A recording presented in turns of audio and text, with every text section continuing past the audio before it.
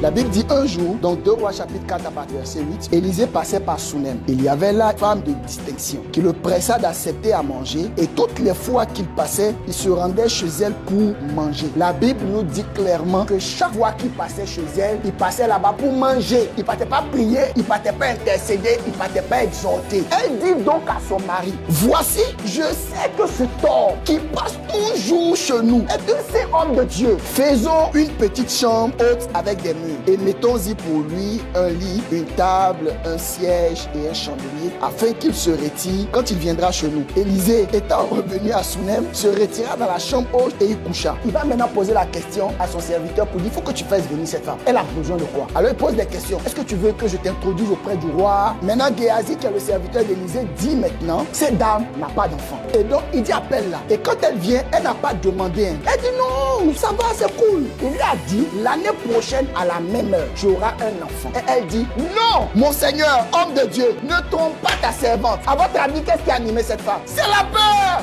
Elle avait certainement été déjà enceinte ou à la dernière minute c'est passé. Elle était dans une situation où elle croyait qu'elle allait avoir son enfant. Rien. Quelqu'un était déjà venu lui dire que toi, demain, tu vas tomber enceinte. Tout était prêt. Rien. Ils sont allés faire des examens. On dit son mari n'a rien. Elle-même n'a rien. Tout est programmé pour qu'elle ait des enfants. Mais elle essaie tout. Ce qui est en son pouvoir. Pas d'enfant. Alors cette femme, elle vivait complètement dans la peur. La Bible dit quoi? Cette femme devient enceinte. Elle n'a pas demandé quelque chose, elle a eu. Je vais ouvrir une parenthèse. Vous savez, chaque fois que dans ta vie, tu obtiens quelque chose que tu n'as pas demandé, il faut être sûr d'une chose. Il y a deux cas. Soit quand tu reçois, ça va partir en même temps parce que tu n'as pas demandé. Parce que le principe est clair. On reçoit après avoir demandé. Donc si tu reçois quelque chose que tu n'as pas demandé, il y a deux choses. Soit quelqu'un a demandé pour toi, là il n'y a pas de problème. Ça répond à toute la légitimité. Mais si jamais tu te rends compte que tu n'as pas demandé et que tu regardes dans ton espace, tu ne sais pas qui a demandé, il ne faut pas t'accrocher à ça parce que ça va repartir. Parce que quand une chose n'a pas été demandée, elle ne reste pas dans le temps. Donc toutes les choses que tu as obtenues hier et que tu t'es rendu compte qu'aujourd'hui ça a disparu, ne te plains pas à Dieu, ne pleure pas. Pose-toi la question de savoir, est-ce que ce que tu as reçu, tu l'as demandé?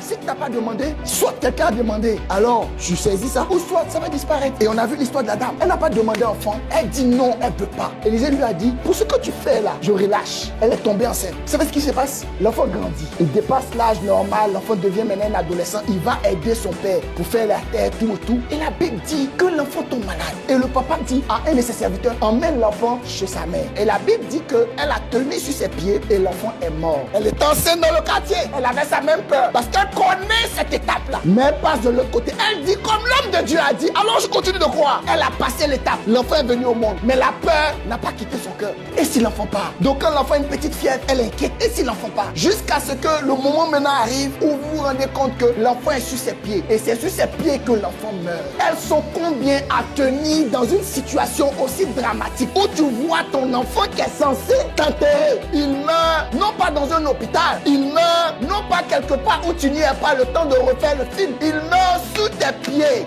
Et la Bible dit que cette dame a pris l'enfant et elle allait déposer l'enfant sur le lit de l'homme de Dieu. Elle appelle un serviteur, prépare-moi un char, je pars. Son mari lui pose la question de savoir, mais pourquoi es-tu pressé d'aller voir l'homme de Dieu? Ce n'est ni la pleine lune comme on a le temps, la nouvelle lune où on a le temps d'aller le voir. Ce n'est pas une situation particulière où on doit aller le voir pour présenter un truc. Qu'est-ce qui ne va pas? Elle dit, tout va bien.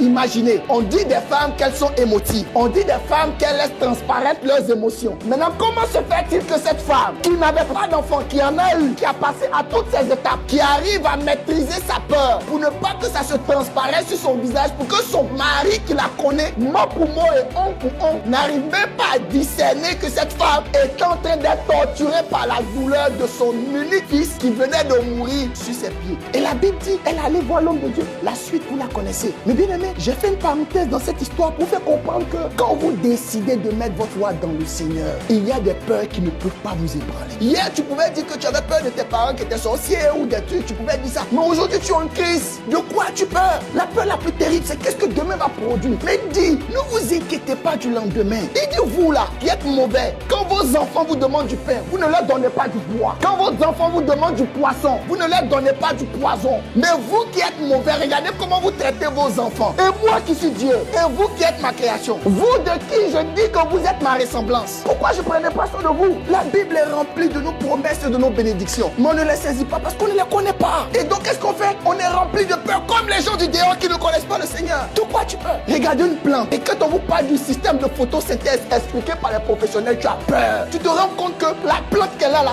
elle vit de nos gaz carboniques que nous libérons. Et elle, en retour, elle n'a pas besoin d'oxygène dont nous on a besoin. Donc tu peux cohabiter avec une plante et vous deux vous allez faire bon ménage. Qui peut faire ça? En réalité on a peur parce qu'on ne le connaît pas. La Bible dit le lendemain prendra soin de lui-même. Ne fais pas comme les gens du dehors. C'est vrai ton compte en banque n'est pas rempli, mais c'est pas ça la priorité. Il y a des gens qui sont morts, qui ont laissé leur compte en banque. Il y a des gens qui ont beaucoup de voitures, qui en avaient, qui sont morts et qui ont laissé. Je ne dis pas de ne pas avoir, si c'est important d'en avoir. Mais je suis en train de dire que la priorité c'est de savoir si Dieu est là dans ta barque ou pas. Mais quand Dieu est dans ta barque, même s'il dort, tu peux encore le réveiller. Et la Bible dit qu'il peut parler à la tempête et ça va se calmer. Il est le seul qui parle à la tempête et la tempête se calme. De quoi tu peux, bien-aimé? C'est la raison pour laquelle Dieu nous exhorte à ne pas être des hommes charnels. Parce que c'est les hommes charnels qui ont de telles attitudes. C'est des gens charnels qui se préoccupent de savoir, mais je mange quoi? Je me promène où? Je fais quoi? Mon enfant n'a pas ça. Ma vie n'a pas ceci. Quelle est l'influence que tu devrais avoir sur ta société, sur ta communauté, sur ton environnement, là où tu es, au travail? Quelle est ta place? Sois un homme spirituel. Sois une femme spirituelle. Et quand tu vas commencer à te comporter comme tel, et que tu vas te comporter comme un esprit, tu vas te rendre compte que ton corps n'est qu'une enveloppe. Tu ne vas pas te préoccuper des choses de l'enveloppe, mais tu vas te préoccuper du message contenu dans l'enveloppe. Ton esprit doit être satisfait, ton esprit doit être nourri. Et pour ça, tu dois être spirituel. Tu veux quitter l'étape de peur pour avoir cette étape de crainte et marcher dans la confiance avec le Seigneur. Sois un homme spirituel.